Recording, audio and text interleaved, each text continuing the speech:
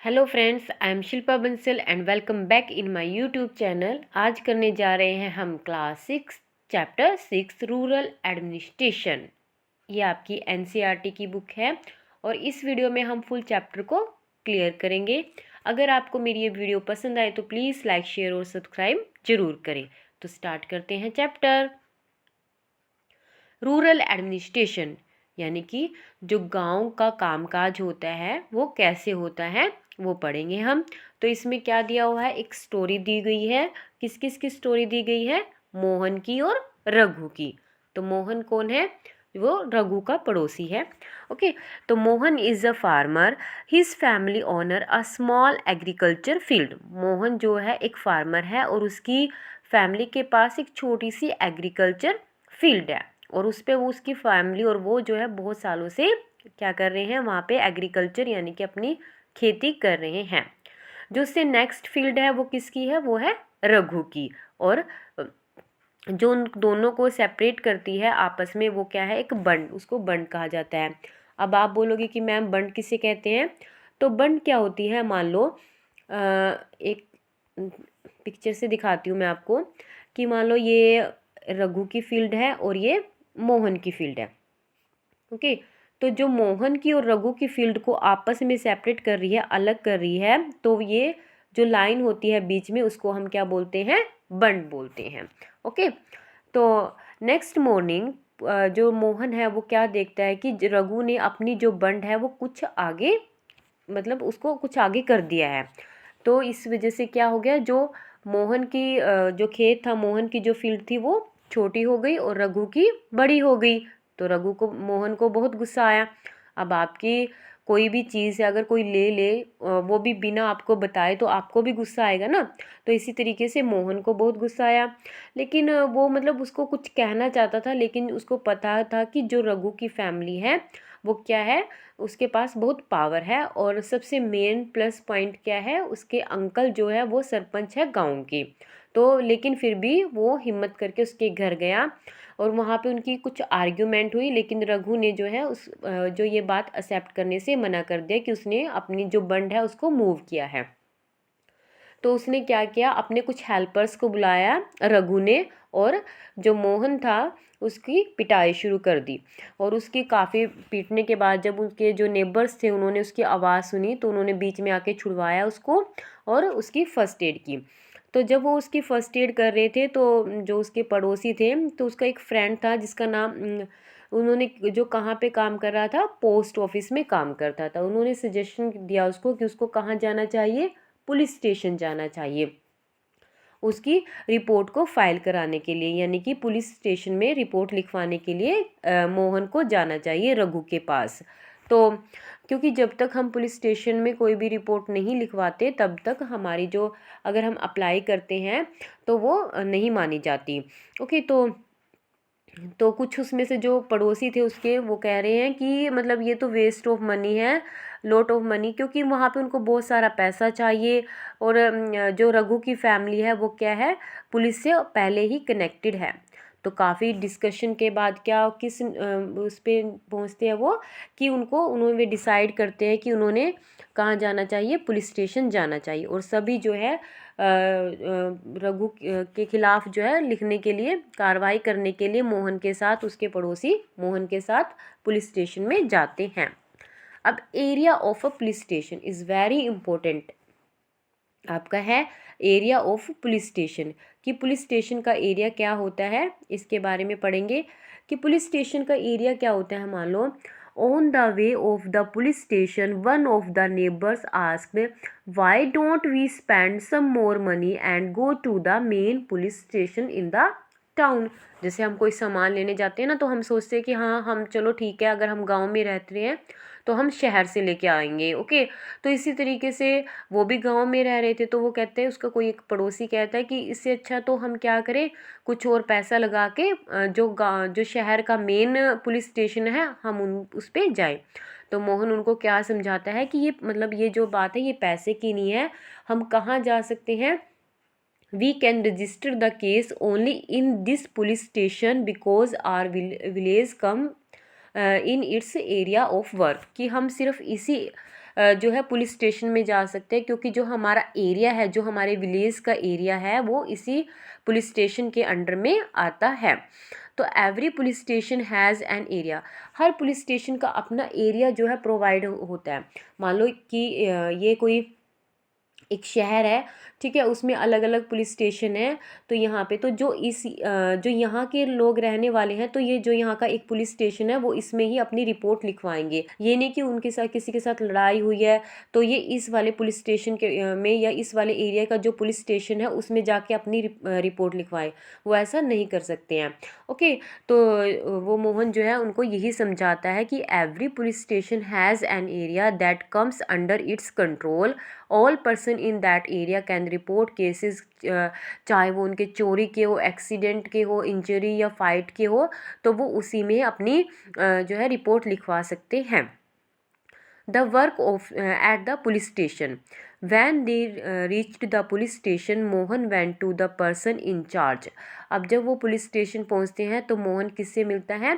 जो उसका इंचार्ज होता है, जिसको स्टेशन हाउस ऑफिसर या एसएचओ कहा जाता है। अब आप पुलिस स्टेशन में जाते हो, अगर आप कभी गए हो या आपने कोई भी पुलिस वाले को देखा है, देखो सबकी अलग अलग होती है। किसी के पास 2 स्टार होते हैं, किसी की लाल पट्टी लगी होती है, किसी के 3 स्टार होते हैं, किसी के पास एक भी स्टार नहीं होता। तो उनकी अलग अलग पोस्ट के ऊपर उनको वो स्टार दिए जाते हैं, राइट।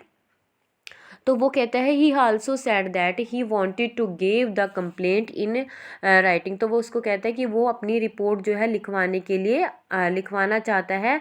तो जो एसएचओ है वो रूडली उसके साथ बिहेव करता है। ओके, तो वो कहता है कि उसके पास इतना टाइम नहीं है कि वो इतनी छोटी छोटी मतलब माइनर जो कंप्लेंट है उनको लिखे, उनकी इन्वेस्टिगेशन करे। तो वो क्या कहता है कि मतलब वो उसको अपनी इंजरी भी दिखाता है मोहन एसएचओ को, लेकिन जो एसएचओ है वो उसकी बात पे डिड नॉट बिलीव हिम, कि उसकी बात पे वो विश्वास नहीं करता। अब मोहन क्या होता है, मोहन पजल हो जाता है कि अब वो क्या करे क्या ना करे। फिर वो क्या करता है, जो गांव वाले बाहर खड़े होते हैं पुलिस स्टेशन के, उनको अंदर लेके आता है और उनको वो बताते हैं कि हाँ ये जो है वो सच कह रहा है और हमने इसको मुश्किल से छुड़वाया है। अगर हम उस टाइम इसके पास ना होते तो शायद मतलब कंडीशन आज जो है वो कुछ और ही होती। तो अब उसके बाद जो एसएचओ था जो वो उसकी क्या करता है, रजिस्टर्ड कर देता है उसकी जो कंप्लेंट थी, और वो कहता है कि उसको कि वो एक अपने कांस्टेबल जो है उसको उनके साथ भेजेगा इन्वेस्टिगेशन करने के लिए। ओके, क्योंकि वो उसको फिर इंक्वायरी भी करते हैं ना। ये नहीं कि हमने किसी की अगर ठीक है हम गए पुलिस स्टेशन में और हमने किसी के खिलाफ भी रिपोर्ट लिखवा दी और आके पुलिस उसको पकड़ कर लेगी, नहीं, पहले वो उसकी पूरी इंक्वायरी भी करते हैं कि वो सामने वाला जो पर्सन है वो सच बोल रहा है या नहीं बोल रहा है। ओके, नेक्स्ट है हमारा मेंटेनेंस ऑफ लैंड रिकॉर्ड। अब जो इतनी सारी ये लड़ाई हुई तो वो कैसे मतलब वो मतलब पीसफुली मैनर से भी सोल्व हो सकती थी। तो हो सकती थी, वो कैसे हो सकती थी, देखो। तो measuring land and keeping land record is the main work of the patwari. अब हम पटवारी का काम पढ़ेंगे इसमें कि पटवारी का क्या काम होता है मेन, कि जो लैंड है उसको मेज़र करना और उसके के लिए क्या रिकॉर्ड रखना, वो सारा काम जो है पटवारी का होता है। The patwari is known by different name. तो पटवारी को अलग अलग नामों से भी जाना जाता है, जैसे कि लेखपाल, कानून गो और कर्मचारी, और ये विलेज ऑफिसर भी उसको कहते हैं, ठीक है। तो इसमें जो पटवारी है, पटवारी जो है, हर पटवारी किसकी क्या रिस्पॉन्सिबिलिटी होती है कि वो ग्रुप ऑफ विलेज की मतलब वो एक जो विलेज का ग्रुप होता है उसकी पूरी ग्रुप ऑफ विलेज की जो रिस्पॉन्सिबिलिटी होती है वो पटवारी के अंडर में होती है। The Patwari maintain and update the record of the village. और पटवारी ही क्या करता है, जितने भी विलेज के जो भी रिकॉर्ड है उनको अपडेट भी करता है और उनको मेंटेन भी करता है। अपडेट का मतलब क्या है, मान लो किसी ने अपनी ज़मीन को बेच दिया, पहले वो एक पर्सन के नाम थी, फिर वो दूसरे पर्सन के नाम होगी, तो उसको दोबारा से अपडेट करना भी किसका काम होता है, पटवारी का ही काम होता है। तो कई बार जो होते हैं कुछ मैप में भी के द्वारा भी वो करता है। The map and the responding details from the registered on the next page are a small part of the record kept by the patwari. अब हम जो नेक्स्ट पार्ट होगा इसका नेक्स्ट पेज पे, उसमें हम देखेंगे कि मैप के द्वारा जो है पटवारी ने कैसे जो है उसकी डिटेल रखी हुई थी। जो पटवारी होता है, the patwari usually has way of measuring agriculture field in some place a long chain is used. तो जो पटवारी जो होता है ना, वो जब उसको ज़मीन की मेजरिंग करता है तो वो क्या करता है, कई जगह पे क्या करता है, एक चेन भी यूज़ करता है, चेन का भी यूज़ करता है। ओके, जो ऐसी होती है वो चेन, ठीक है, तो उसका भी वो यूज़ करता है पटवारी। लाइक दिस, ऐसी वो चेन बनी होती है तो इस चेन का भी वो यूज़ करता है पटवारी। ओके, जो फील्ड को मापने के लिए, मेज़र करने के लिए। ओके, कई जगह वो मैप का भी यूज़ करता है। The patwari is also responsible for organising the collection of land revenue from the farmers and the providing information to the government. जो पटवारी क्या होता है, वो किसकी रिस्पॉन्सिबिलिटी होती है कि जो भी लैंड रिवेन्यू होता है, ओके, तो जो टैक्स होता है वो किसको देता है, वो सरकार को देता है। जो गवर्नमेंट होती है उसको वो क्या देता है, सारे टैक्स इकट्ठे करके गवर्नमेंट को पटवारी जो है वो सारे टैक्स इकट्ठे करके भी देता है। This is done from the record and that are keeped and this is way it's important for patwari to regular update this. मतलब ये बात बता चुकी हूँ मैं कि उसको रेगुलर अपडेट करना, ये सब भी काम जो है पटवारी का है कि फार्मर जो है वो कौन सी फसल उगा रहे हैं, कौन सी नहीं उगा रही, ये सब काम जो है कौन देखता है, पटवारी ही देखता है। तो ये हमने सारा काम जो है पटवारी का पढ़ा है। अब आप देखो, इसमें आपको एक आपकी बुक में ये आपको एक मैप दिया गया है जिसको क्या कहा जाता है, खसरा। ठीक है, इसको खसरा कहा जाता है। तो इसमें देखो, इसमें सब कुछ दिया गया है कि कितनी जो है कितना एरिया है, किसके पास मतलब उसके फादर का नाम भी दिया होता है। अगर कोई लेडीज़ है तो उसके हस्बैंड का नाम दिया हुआ है सॉरी, उसके हस्बैंड का भी नाम दिया हुआ है। ठीक है, तो ये सब होता है कि कितने उनके पास एरिया है, कितना है, कि कौन कौन सी फसल उगाई जाती है, ये सब जो है इसमें आपके बुक में जो मैप दिया गया है उसमें दिया हुआ है। ओके, तो इसमें एक देखो मैप से शो भी हो रहा है आपका कि जैसे ये बाउंड्री दी गई है आपकी, जो वन लाइन है, यानी कि ये हमारा क्या है, बाउंड्री दी गई है, ये वेल बने हुए हैं। ओके, जहाँ पे ऐसी ये ग्रासलैंड है हमारी, ठीक है, जहाँ पे एक लाइन लगाई हुई है, ये हमारा कच्चा रोड है और ये हमारा पक्का रोड है। तो ये सारा जो है हमारा आपकी बुक में ही चैप्टर में दिया हुआ है।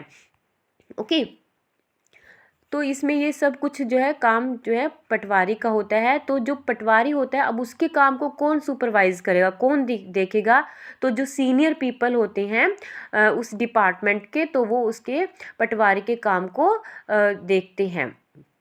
All state in India are divided into district. आपको पता है कि हम जो हमारी इंडिया है, मान लो तो वो कितने बहुत सारे डिस्ट्रिक्ट में हुआ है, यानी हमारे यहाँ पे कितने डिस्ट्रिक्ट स्टेट्स हैं, हमारे स्टेट है 28। तो जो 28 स्टेट है वो भी आगे कितने अलग अलग डिस्ट्रिक्ट में बंटे हुए हैं। ओके, तो ये इनके जो उनको the subdivision of a district are know by different name. तो इनको अलग अलग नेम से जाना जाता है। कहीं पे इनको तहसील बोलते हैं, कहीं पे इसको तालुका बोलते हैं। तो ये अलग अलग नाम से इनको जाना जाता है। At the head is the district collector and under her the revenue officer. Okay, तो जो डीसी होता है इसका मतलब डिस्ट्रिक्ट कलेक्टर, यानी कि डीसी जो होता है वो उसके अंडर में क्या होता है, जो रिवेन्यू ऑफिसर्स होते हैं वो सारे उसके अंडर में होते हैं, उनको तहसीलदार बोलते हैं। They have to hear dispute, वो क्या होते हैं, लोगों की डिस्प्यूट, जो लोगों की लड़ाई होती है उनको सुनते हैं और पटवारी के काम को भी सुपरवाइज करते हैं कि जो पटवारी है वो अपना काम अच्छे से कर रहा है या नहीं कर रहा है। अगर किसी भी फार्मर को अपने कोई कॉपी लेनी है अपनी लैंड रिकॉर्ड की, वो भी किससे ले सकता है, वो तहसीलदार से। और इसके जो उनको बिल्कुल ही स्मॉल फीस जो है उनको देनी पड़ती है। अब आपको यहाँ पे एक डॉटर विश, एक आपके बुक में पोइम लिखी हुई है कि एक डॉटर क्या चाहती है अपने पेरेंट्स से। तो वो कहते हैं कि जो मतलब उसके फादर का हाउस होता है वो आगे चलकर उसके ब्रदर का हाउस हो जाता है। ओके। तो लेकिन उसका और उसकी मदर का क्या होगा, यानी कि उनका तो कोई खुद का अपना घर नहीं होता। तो वो क्या करते हैं कि उसको भी अपने फादर के घर से मतलब उसको भी अपना हक मिलना चाहिए, ना तो उसको डॉयरी चाहिए, मतलब ना तो उसको दहेज चाहिए, ना उसको सिल्क के कपड़े चाहिए, ना गोल्ड चाहिए, उसको सिर्फ अपना हक चाहिए जहाँ पे वो रह सके। ठीक है। तो ये डॉटर विश दी हुई है, क्योंकि आज भी हमारे यहाँ पे लड़कियों को उनके फादर हाउस से जो है वो उनको हिस्सा नहीं दिया जाता। ठीक है। तो ये लड़की यही मांग रही है। ओके। तो एक न्यू लॉ बना है, हिंदू सक्सेशन अमेंडमेंट एक्ट 2005। तो इसमें क्या कहा गया है, after when we think of farmers who own land we think of man women are seen as people who work on the field. अगर हम देखो फार्मर्स की बात करते हैं, सोचते हैं उनके बारे में, ठीक है, जिनकी अपनी लैंड होती है, तो हम क्या सोचते हैं, किसके बारे में सोचेंगे हम। फार्मर मतलब क्या होता है, हमारे दिमाग में क्या आएगा, मैन के बारे में भी आएगा ना, क्योंकि जो वुमेन होती है वो तो सिर्फ फील्ड में काम करती है। But not as people who own agriculture land. Till recently in some states Hindu women did not get a share in the family agriculture land. हाँ, आज भी हमारे यहाँ पे जो हिंदू वुमेन्स है मोस्टली, उनको अपनी फैमिली से एग्रीकल्चर लैंड जो है शेयर नहीं की जाती है। After the death of the father his property was divided equally only among his son. और जब मान लो उसके फादर की डेथ हो जाती है तो उसकी जो प्रॉपर्टी है वो किसके बीच में बांटी जाती है, उसके जो ब्रदर होते हैं, मतलब जो उसके लड़के होते हैं, तो उनके बीच में वो डिवाइड की जाती है इक्वली। लेकिन अब क्या हुआ है, recently the law was change, law जो है वो चेंज हुआ है। In the new law sons daughter and their mother can get an equal share in the land. तो जो न्यू लॉ बना है, हिंदू सक्सेशन अमेंडमेंट एक्ट 2005 जो एक्ट बना है उसमें उसकी जो किसी भी व्यक्ति के या कोई भी फादर है, मतलब उसकी जो सन है उनके बीच में, और जो उसकी डॉटर है उसके बीच में, और जो उसकी वाइफ है उसके बीच में इक्वल जो है प्रॉपर्टी शेयर होगी। The same law will apply to all state and union territory of the country. तो ये सिर्फ किसी हिंदू के लिए या किसी मतलब सिर्फ एक स्टेट्स के लिए नहीं दिया गया है, ये ऑल द स्टेट्स जो इंडियन स्टेट्स हैं और जितनी भी इवन जो यूनियन टेरिटरीज हैं उनमें भी ये अप्लाई किया गया है। This law will benefit a large number of women. तो इस लॉ से बहुत सारे जो वुमेन्स हैं उनको बहुत ही बेनिफिट हुआ है। अब एक एग्जांपल देख लेते हैं, इसमें सुधा की एक स्टोरी है। जो सुधा जो है एक सब बड़ी लड़की है अपने घर में, और वो किस फैमिली से बिलोंग करती है, एग्रीकल्चर फैमिली से। She is married and lives in a neighbouring village. और वो मतलब एक पास के गांव में उसकी शादी हुई है। ओके। तो after her father death Sudha often comes to help her mother with the farming work. जैसे उसके फादर की डेथ हो जाती है तो सुधा जो है अपनी मदर की हेल्प कराने के लिए आती है उसके फार्मिंग में, उसके खेती में। तो हर मदर कहती है कि her mother has asked the patwari to transfer the land and enter her name along with the names of all the children in his record. कि वो उसकी मदर देखो उस टाइम में मतलब इतनी हिम्मत करके पटवारी के पास जाती है और वो कहती है कि मेरी जो प्रॉपर्टी है वो मेरे बीच में और मेरे जितने भी बच्चे हैं उनके बीच में इक्वल दी जाए। तो Sudha mother confidently organize the farming with the help of the younger brother and sister. Similarly, Sudha has lives with the assurance that if she ever has a problem, she can always depend upon her share on the land. तो मतलब अगर आज कुछ उसको कभी भी कोई भी प्रॉब्लम होती है तो वो अपनी लैंड के ऊपर डिपेंड रह सकती है, क्योंकि लैंड से उनको एग्रीकल्चर में उनको पैसा मिलता है। तो मतलब उसको दूसरों के सामने जाने की अगर कोई भी मान लो प्रॉब्लम हो जाती है तो उसको दूसरों के सामने मतलब हाथ पसारने की ज़रूरत नहीं पड़ेगी। ठीक है। तो आई होप ये आपको चैप्टर समझ आया होगा। अगर आपको मेरी ये वीडियो पसंद आए तो इसको लाइक शेयर और सब्सक्राइब जरूर करें। Thank you.